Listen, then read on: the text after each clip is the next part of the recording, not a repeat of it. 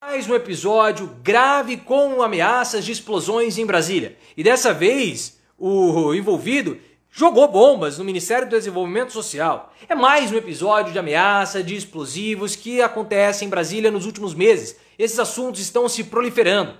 Tinha dado uma parada, fazia aí 1 mês e meio, mais ou menos, que nós não tínhamos nada disso, mas voltou a acontecer. E nós estamos vendo esses episódios desde o ataque do tio França, aquele patriotário que perdeu a vida em novembro do ano passado, se explodindo em frente ao STF. Depois a esposa dele colocou fogo na casa, perdeu a vida. Um episódio muito trágico. Mas nós tivemos outros casos de ameaças a Lula.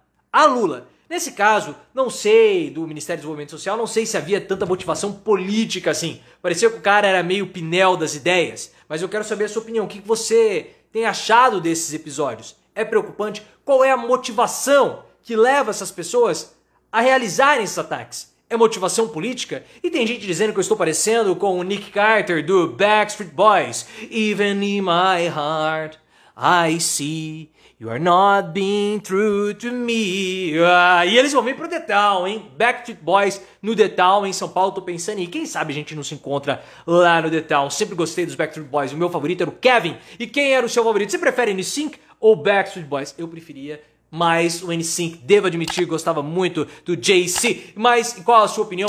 Deixa o like se você gostou da minha cantoria. Se você não gostou, você também vai deixar o like e se inscreva no canal. Mas vamos falar do assunto do vídeo. Foi muito mais bombástico do que a minha cantoria, porque eu tenho certeza que na hora que eu cantei ali, a minha voz foi como pequenos explosivos de deleite nas suas membranas timpânicas dentro dos seus ouvidos. Mas o que não foi um deleite foi o cara jogando bomba no Ministério do Desenvolvimento Social. Cara, isso foi absurdo. Ele entrou lá no Ministério do Desenvolvimento Social carregando a esposa, e o nome dele é Flávio, tem tudo a ver, carregando a esposa e a filha. Na verdade, carregando a filha e a esposa do lado. Ele chegou lá, foi barrado, foi pro lado de fora e começou a jogar bomba, cara. Ele queria entrar no Ministério pra jogar bomba dentro do Ministério. E ele começou a falar que ele tinha um irmão esquizofrênico, que a mãe também tá sofrendo, e ele queria falar com alguma autoridade, porque tinham barrado ali um pedido dele. Cara, uma loucura só. Aí entrevistaram, o Metrópolis entrevistou o irmão dele. O irmão dele falou o seguinte: olha, ele sempre fica estourando essas bombinhas aqui na rua, estoura bomba todo dia. O cara queria entrar no Ministério com bombas, cara. Por que alguém leva... Ah, mas eram bombinhas de São João. Meu, pelo amor de Deus, por que alguém leva bombas de São João pra dentro do Ministério? Ele ia explodir lá dentro. Ele ia explodir lá dentro. O nível desse cara, da alucinação, pelo que o irmão falou, é uma coisa assim, tão absurda, que ele falava que sim, que ele tinha trabalhado para um político e ele era perseguido por políticos, porque ele havia trabalhado e o político não pagou. Gente, o nível de sandice dessas pessoas é muito grande. Por isso que não dá pra a gente achar que, ah não, é trivial, é uma bobeira, porque não é. Não é. O Gilmar Tato, que faz parte da Tatolândia, né? Porque, cara, São Paulo tem umas coisas, o PT de São Paulo tem umas figuras. Gilmar Tato, Enio Tato, aí tem o outro lá Tato, a família Tato. É uma vergonha política pra São Paulo esses caras do PT. Tanto que o PT de São Paulo, não vou falar nada, né? Enfim, o Gilmar Tato veio falando que poderia ter motivações políticas para esse caso. E até o momento da gravação desse vídeo, não havia motivação política. Era mais, aparentemente, loucura mesmo da pessoa. Só que é muito interessante, porque isso, o que o rapaz do Ministério do Desenvolvimento Social fez, o Bombinha de São João fez, é exatamente aquilo que o Bolsonaro sempre defendeu. Ações individuais. Resolva os problemas você mesmo, como se não houvesse sociedade, como se não houvesse Estado, como se não houvesse leis. O que ele fez? Olha, eu tentei resolver o meu problema pelo Ministério. Não deu certo, eu vou lá e explodo. Não tem, em essência, diferença nenhuma daquilo que o Bolsonaro e os neoliberais defenderam na época da crise sanitária. Todo mundo vai pegar. Ao invés de nós adotarmos uma resolução coletiva com distanciamento, proteção com imunização, distanciamento não, cada um pega, cada um resolve do seu jeito. É a destruição completa da nossa própria sociedade, dos valores republicanos, porque você tem a destruição completa das leis, e era isso que Bolsonaro promoveu ao longo dos 4 anos de governo, destruindo ministérios, destruindo o tecido social impondo a lei do mais forte. Ele, o patriotário da bombinha de São João, não conseguiu impor a sua força, tentou ali explodir. Só como que a bombinha dele era muito pequena, como é a bombinha dos bolsonaristas, todos eles, né, principalmente do Eduardo Bolsonaro, ele não conseguiu nada. Só que esse caso, pessoal, ele é sério porque é mais um. É mais um. Ao longo de 2025, nós já tivemos vários. Teve o evento da Janja em São Paulo, que o rapaz mandou ameaças para vários convidados, dizendo que haveria uma chacina ali. A Polícia Federal foi acionada.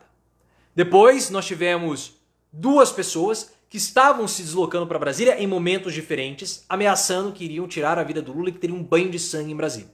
Então, foram lá, a Polícia Federal atuou e prendeu o cara. Fora o golpe punhal verde e amarelo.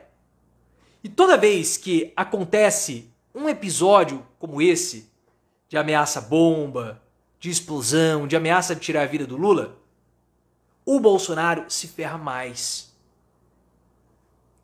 Mesmo que esse episódio agora não tenha tido nenhum tipo de conotação política ou motivação política, é claro que todo mundo lembra do que aconteceu no 8 de janeiro, lembra do punhal verde e amarelo e endurece contra o Bolsonaro. Não tem como nós esquecermos, porque o episódio mais trágico de todos foi o episódio do Tio França, o patriotário que se explodiu em Brasília, tirando a própria vida.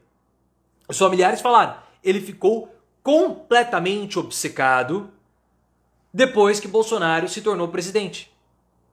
Ele começou a acreditar em teorias da conspiração, começou a ir para uma outra vertente da política que não tem nada a ver, porque são pessoas muito simples, pessoas ignorantes, que começam a acreditar nas teorias da conspiração porque são muito mais fáceis de entendimento do que relações sociais complexas e são levadas a atos extremos, acreditando em qualquer coisa, sabe-se lá o que passa na cabeça deles. E aconteceu isso também agora.